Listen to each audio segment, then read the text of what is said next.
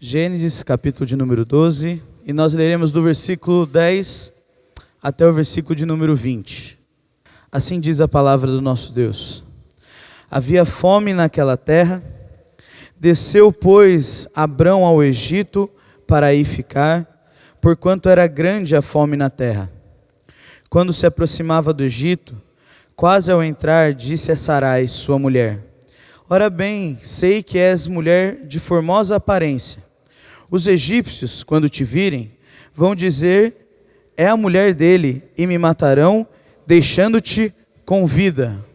Dize, pois, que és minha irmã, para que me considerem por amor de ti, e por tua causa me conservem a vida. Tendo Abrão entrado no Egito, viram os egípcios que a mulher era sobremaneira formosa. Viram-na os príncipes de Faraó, e gabaram-na junto dele, e a mulher foi levada para a casa de Faraó. Este, por causa dela, tratou bem a Abrão, o qual veio a ter ovelhas, bois, jumentos, escravos e escravas, jumentas e camelos. Porém, o Senhor puniu o Faraó e a sua casa com grandes pragas, por causa de Sarai, mulher de Abrão. Chamou, pois, Faraó a Abrão, e lhe disse: que é isso que me fizeste? Por que não me disseste que era ela tua mulher? E me disseste ser tua irmã? Por isso a tomei para ser minha mulher. Agora, pois, eis a tua mulher, toma e vai-te. E Faraó deu ordens aos seus homens a respeito dele, e acompanharam-no a ele, a sua mulher e a tudo que possuía. Vamos orar? Feche seus olhos, baixe sua cabeça. Senhor Deus, uma história tão antiga, mas nós te pedimos que ela fale ao nosso coração, Pai. Acabamos de ler, acabamos de ver como o Senhor cuidou dessa família. Que isso fale ao nosso coração e que o Teu Santo Espírito age em nossa vida. É em Cristo que nós oramos. Amém. Meus irmãos, existe uma música da banda Titãs, cujo refrão é: o acaso vai me proteger se eu andar distraído, o acaso vai me proteger se eu andar distraído. Muitos conhecem, Epitáfio. Uma música que descarta totalmente Deus. O acaso vai me proteger se eu andar distraído. Mas nós que somos cristãos sabemos que não é bem assim. As nossas ações não são independentes, mas pelo contrário, elas são relativas a alguém. Pode não ser a uma pessoa que nós vemos, mas com certeza e certamente, essa ação é relativa ao nosso Deus. E quando nós tomamos ações, quando nós agimos, essas ações não podem ser precipitadas. Elas não podem ser impensadas e nem sequer brotar simplesmente do nosso coração. Mas nós devíamos a todo momento pensar o que Deus pensaria das nossas ações, ou o que Deus tem a dizer sobre aquilo que decidimos, sobre aquilo que pensamos. E é engraçado que várias vezes Abraão tomou decisões colocando o carro na frente dos bois. Se os irmãos se lembrarem, aqui é um momento. Depois Abraão vai parar lá em Abimeleque, ele faz a mesma coisa com o rei Abimeleque, rei de Gerar. Ele mente dizendo que Sara é sua irmã. Outro momento que isso acontece é quando Deus fala para ele: Abraão, você terá outro filho. E ele diz: Deus, não vou ter não. E daí Sarai fala no ouvido dele e ele se deita com Agar e tem o seu filho chamado Ismael.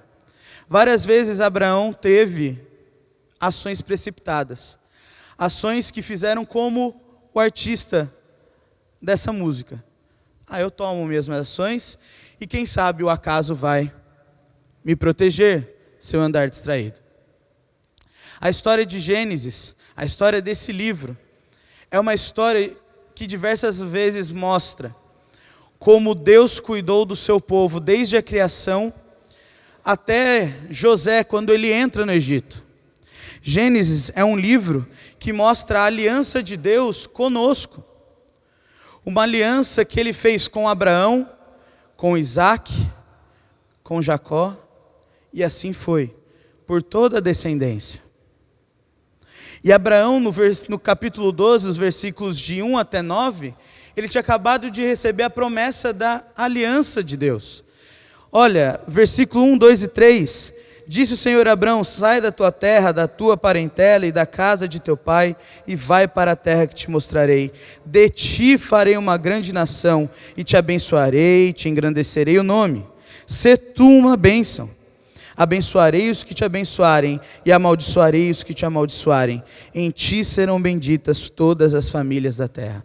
Gálatas vai dizer que essa promessa perpetuou até Jesus Cristo. A promessa de Abraão. Deus, então, em Gênesis mostra isso. Porém, no versículo 10, nós vemos algo diferente. Algo acontece naquela terra. A fome. Havia fome. Abraão tinha acabado de receber a notícia da promessa de Deus, mas no versículo 10, depois de ele logo chegar na terra prometida, a fome. Outra coisa que é muito engraçado no livro de Gênesis é a gente ver o quanto Deus age na história a fim de livrar o seu povo. Isso é uma mostra para nós hoje de que Ele continua agindo na nossa história para nos livrar. Porque o cuidado de Deus sempre acontece quando o homem é descuidado. O cuidado de Deus quando o homem é descuidado. E como eu já disse, versículo de número 10, diz que havia grande fome. E por isso, provavelmente, Abraão teve medo. Ele simplesmente sai da terra e vai para um novo lugar. E o fato é, o medo de Abraão é um medo que nós todos podemos ter. Imagine você ouvir uma promessa de um Deus que você não vê, mas você apenas o ouve. A promessa de que você será abençoado, mas no outro dia começa a ter uma fome tremenda, uma crise tremenda. E você sabe que nos Estados Unidos tem guarita e que lá está tudo bem. A sua primeira reação, como a de Abraão, provavelmente seria partir, se esquecendo daquilo que Deus tinha falado a ele, tomando uma ação precipitada. O problema de sentirmos medo é o que fazemos em relação a esse medo e como agimos em consequência dele. Como Abraão, muitas vezes nós podemos colocar o medo em grandes proporções e nos esquecer da promessa de Deus, nos esquecer que o Deus prometeu cuidar de nós em todas as circunstâncias, não importam o que aconteça conosco. O medo em grandes proporções nos faz esquecer das maravilhas de Deus. O medo de Abraão fez com que ele se esquecesse da promessa. O cuidado de Deus sempre acontece, mesmo quando nós sentimos esse medo. O que parece acontecer no texto é uma negligência de Abraão ao que Deus havia dito.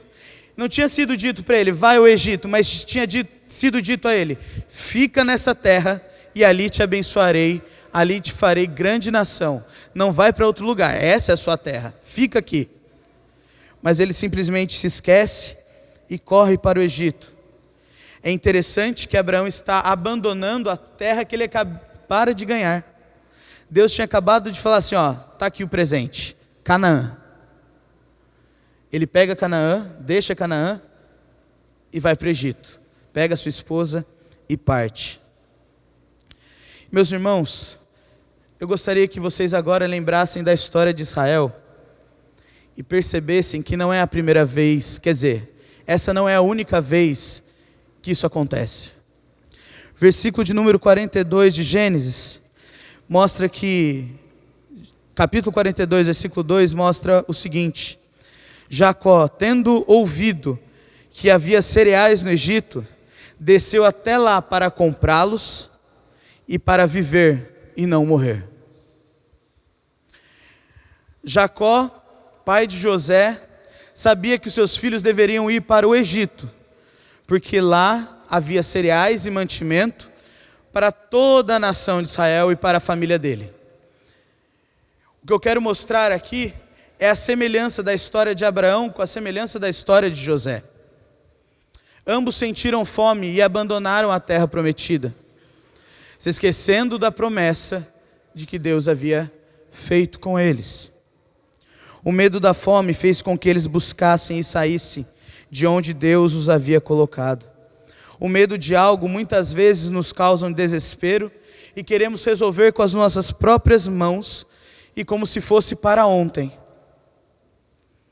No entanto, o que mais precisamos nos lembrar quando o medo nos acomete é das promessas de Deus.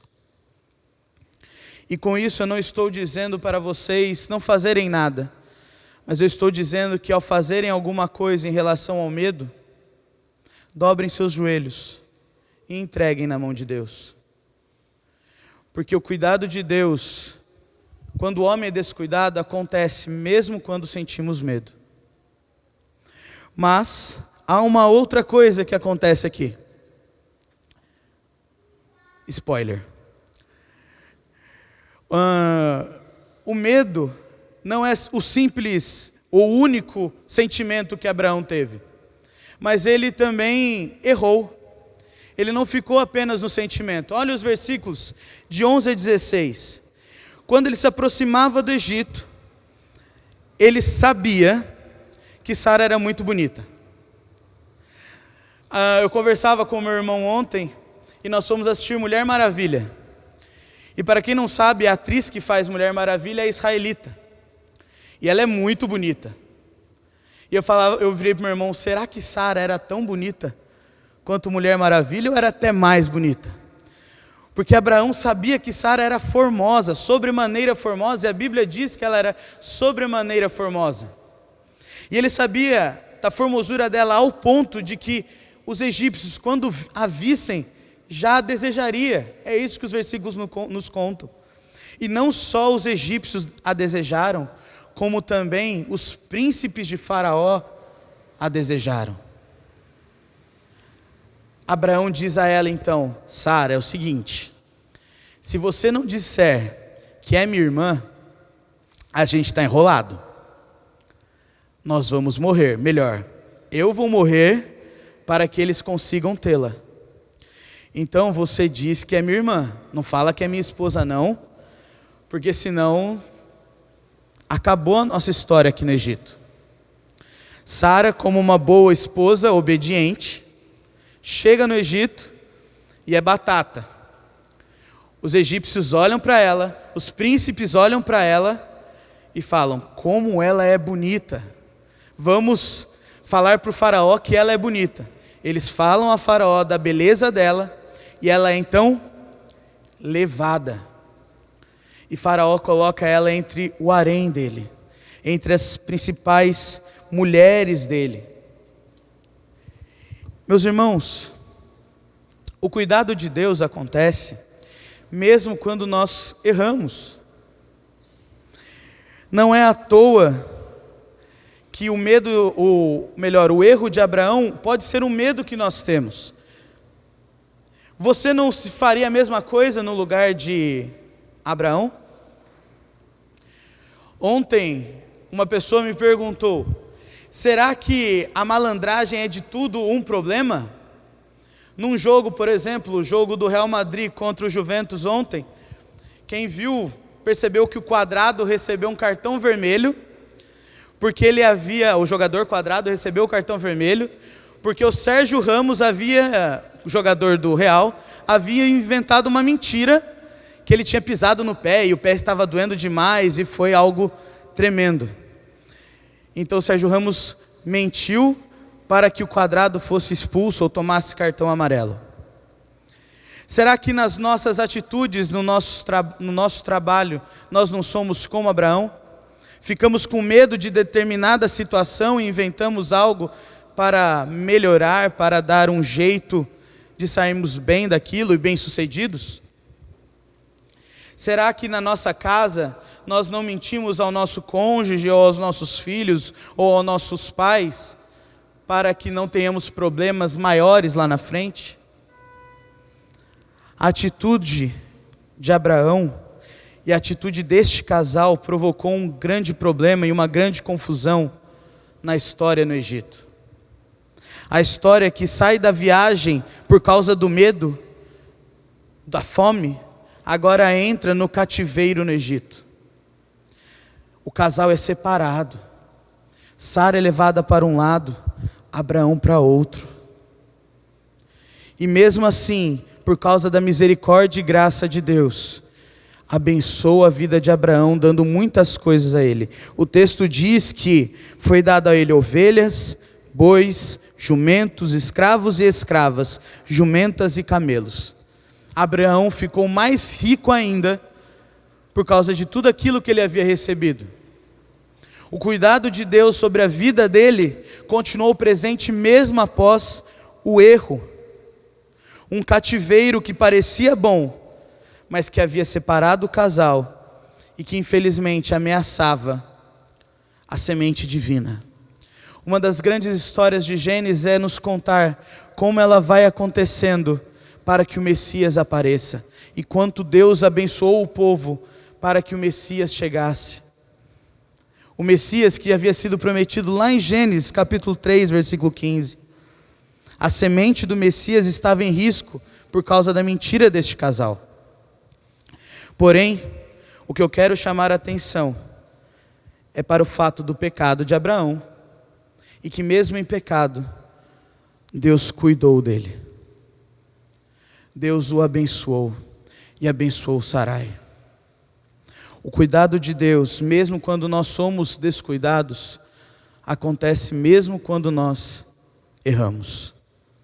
Isso por causa da graça e da misericórdia dele. E agora eu gostaria que você se lembrasse da história de José de novo. Qual é a grande mentira que nós temos em José? Ele era amado pelos irmãos, mas os irmãos, não gostando disso e sentindo inveja, o jogam numa cisterna. Ele fica lá, até que Rubem fala: não mata ele não. E daí Rubem vai dar uma volta, eles veem os midianitas passando e falam assim: vamos vender José. Pegam, vendem José. Rubem volta e fala assim: meu Deus, e agora? Como eu vou explicar para o nosso pai que José foi vendido? Já sei, pega a capa de José, mata um cordeiro, ensanguenta a capa e diz que José foi morto. Uma mentira. Assim como aconteceu com Abraão. Uma mentira. A história de José é marcada por uma mentira e por fome. A história de Abraão é marcada por uma mentira e por fome. Estão vendo as coisas parecidas? Quero mostrar mais outra coisa que vai se parecer agora. O cuidado de Deus, mesmo quando o homem é descuidado, acontece mesmo quando nós estamos em perigo. Versículos de 19 a 20 conta que por causa de Sarai, Deus lançou grandes pragas sobre Faraó. Até que Faraó caiu em si e percebeu: isso não está correto. E ele então entende que Sara não era apenas irmã de Abraão. Sara era esposa de Abraão. E Faraó então vai falar com Abraão: o que foi que você fez? E a história começa a se desenrolar. Aquelas ações precipitadas de Abraão levaram agora o Faraó a ter pragas. E agora Abraão é chamado na presença do maior rei de toda aquela terra, o Faraó. Percebam que antes ele não havia entrado na presença de Faraó, mas agora nessa história ele entra. E ele pode contemplar Faraó, mas não numa situação boa, numa situação ruim? Por que você deixou que eu levasse sua esposa para ser minha esposa? Faraó não entende o que aconteceu para fazer aquilo. Por que Abraão tinha feito aquilo? Por que dizer que ela era sua irmã? E creio que Abraão só queria dizer: Senhor, se eu não falasse, eu ia morrer. No entanto, o mais belo de tudo isso é que, apesar do erro de Abraão, Deus cuida dele e ele pode ir embora do Egito. E ele pode ir embora do Egito com a sua esposa, em segurança, com mais bens do que ele tinha antes. Abraão é tão abençoado e o cuidado de Deus paira tanto sobre Abraão, que ele entra no Egito mais pobre e sai do Egito muito mais rico, com diversas coisas. Essa história começou com uma viagem por causa da fome, um cativeiro por causa de Sarai ser levada e Abraão ser retido no Egito, mas uma intervenção de Deus na vida de Faraó, cumprindo a promessa da que Deus havia dito: eu amaldiçoarei aqueles que te amaldiçoarem. Ele separa quem é Abraão e quem é Faraó. E então acontece a libertação de Abraão. E ele pode então voltar para Canaã muito mais rico. Há um plano muito maior guardado para nós, meus irmãos, como havia para Abraão. Ele não poderia morrer no Egito. Deus não deixaria que ele morresse. As promessas de Deus não podem ser quebradas por causa dos nossos erros, porque sentimos medo ou porque erramos. As promessas de Deus são fiéis, porque é o próprio Deus que prometeu a Ele mesmo. O que essa história nos ensina é que as promessas de Deus não podem cair e nem ser quebradas, mesmo quando nós erramos. Nós cantamos isso: Deus é fiel. Nós cantamos que nós podemos dizer aos abatidos, aos oprimidos, que Ele vem para salvar. Ele não vem para salvar por causa de nós, Ele vem para salvar por causa da sua promessa, por causa da promessa ao seu povo. Essa história nos ensina que o cuidado de Deus permanece mesmo quando nós somos descuidados. Lembrem-se da história de Israel, lá José no Egito. Os irmãos mentiram, José foi vendido. O que acontece com José? Por causa de uma intervenção divina, porque ele interpreta sonhos que ninguém mais pode interpretar, ele é colocado na presença de Faraó de novo, resolvendo todos os sonhos, interpretando todos os sonhos, e sendo colocado como o segundo no Egito. E o reino de Israel ali então prospera. Eles ficam no Egito por muitos anos, mas infelizmente vem a hora do cativeiro e eles são colocados como escravos. Êxodo, no começo dele, diz que José havia morrido faz tempo e os israelitas tinham sido colocados como escravos, assim como Abraão e Sara no Egito com Faraó.